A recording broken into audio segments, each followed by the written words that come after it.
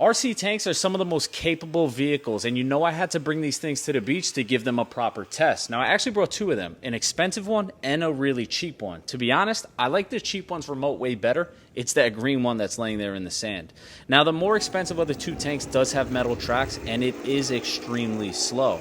Where the cheap model has plastic tracks, but this thing is super fast. And when I tell you fast, it was ripping through the sand, no problem, even in reverse. In slow motion, you could really see just how much sand is getting in those tracks, so I was surprised this thing was still moving. Where the one with the metal tracks was giving me a problem. It kind of just would stop moving. Now, I wasn't sure if it was the motor overheating or a weak battery, but I did charge this before I left the house, so kind of strange that it just kept dying out of nowhere.